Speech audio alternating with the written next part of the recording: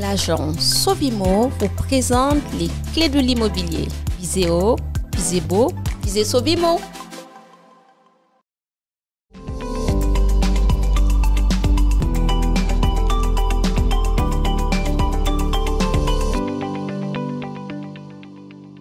Bonjour à tous, j'espère que vous allez bien. Aujourd'hui, dans notre émission Les clés de l'immobilier, j'ai une fois de plus le plaisir d'accueillir à mes côtés Monsieur Hugovich Olivier. Bonjour Olivier. Bonjour Wassia. Olivier, aujourd'hui, une question me taraude.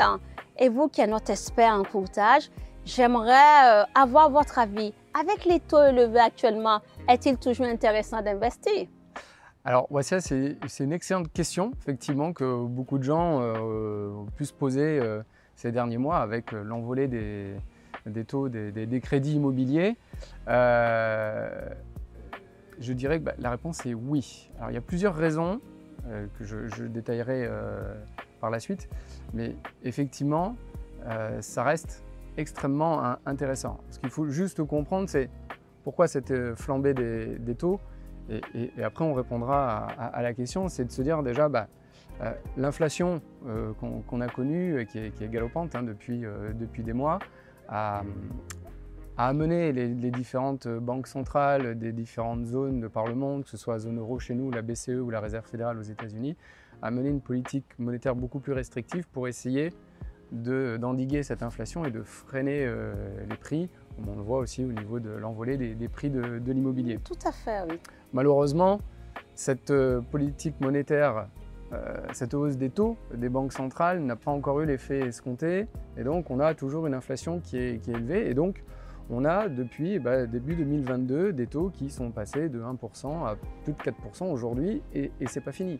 On est toujours sur un train de haussier parce qu'on a cette inflation qui ne ralentit pas.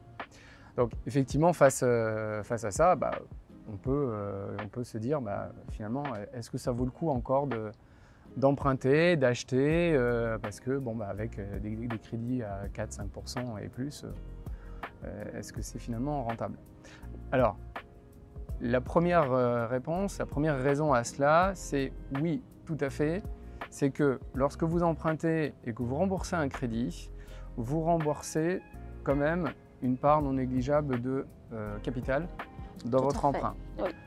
Lorsque j'emprunte, je rembourse une mensualité. Ma mensualité, il y a une ventilation qui se fait entre les intérêts et la part de capital. Et effectivement, avec l'envolée des taux ces derniers mois, on assiste à une répartition donc, de la ventilation qui est en fonction du montant et de la durée, où la part d'intérêt est beaucoup plus importante en début de crédit que la part en capital, avec des taux aux alentours de 3-4%.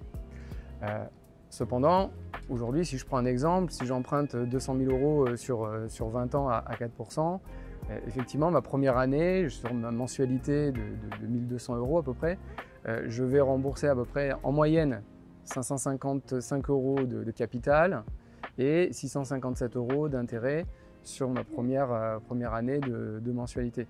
Et plus je vais avancer, et plus je vais avoir ma part en capital qui va s'inverser, où je vais rembourser beaucoup plus de capital que d'intérêt dans le temps.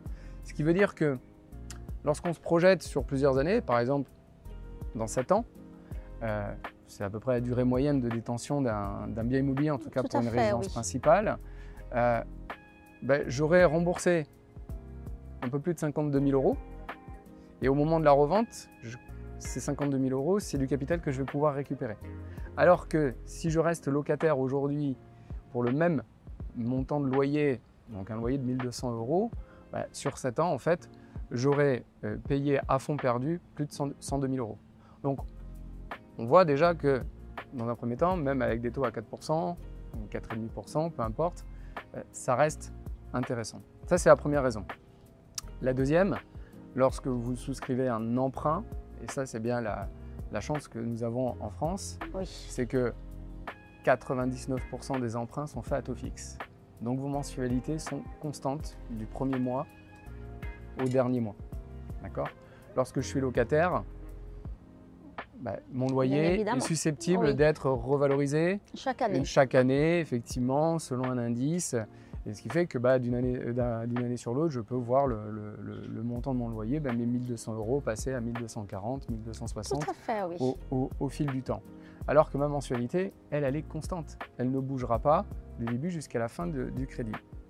Et en plus, en période d'inflation comme aujourd'hui, et lorsqu'on a la chance d'avoir des augmentations de salaire dans certaines entreprises, on va dire que emprunter, ça a du sens aussi, parce que, mine de rien, vous avez quand même le poids de votre mensualité et dans le budget global et de l'endettement des ménages qui va aller en diminuant, parce que pour une mensualité constante, si j'ai mes revenus qui augmentent, finalement, mon endettement va diminuer. Alors qu'en restant locataire, au contraire, ça va s'alourdir, ou en tout cas, il va y avoir une certaine suite logique entre la partie charge locative et revenus. Donc ça, c'est la deuxième raison qui fait que, oui, ça vaut encore le coup d'emprunter. La troisième raison, c'est que le prêt que je souscris à aujourd'hui, il n'est pas définitif. Le cycle économique, une économie, c'est quelque chose de mouvant. Il y a des cycles haussiers, baissiers dans le temps. Et l'emprunt que je souscris aujourd'hui à 4%, peut-être que dans quelques années, si la situation économique le nécessite et que on a une inflation qui revient un peu aux alentours de 2%, la Banque centrale européenne, par exemple dans la zone euro, sera peut-être à même de baisser ses taux d'intérêt.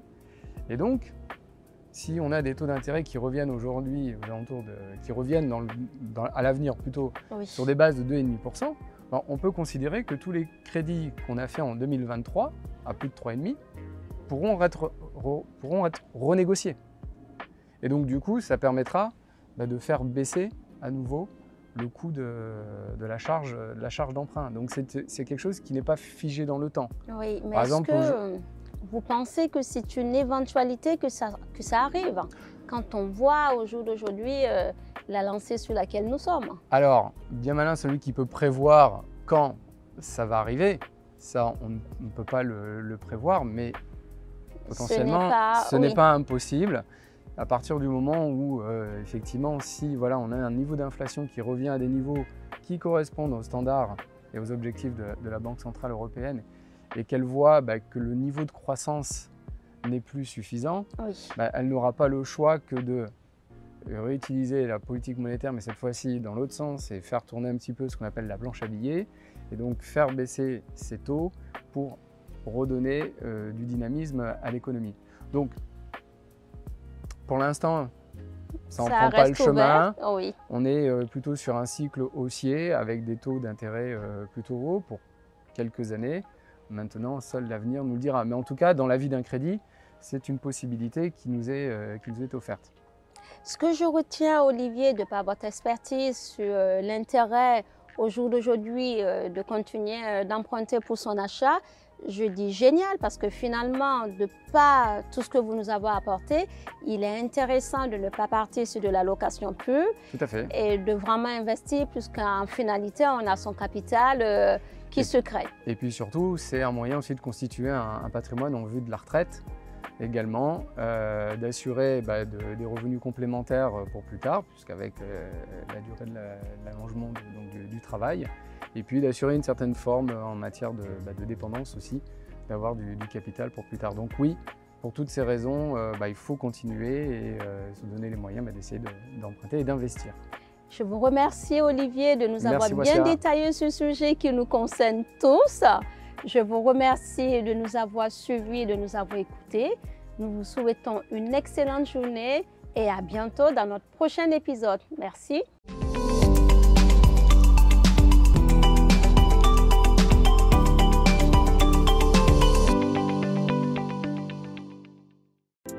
L'agence Sovimo vous présente les clés de l'immobilier. Visez haut, visez beau, visez Sovimo.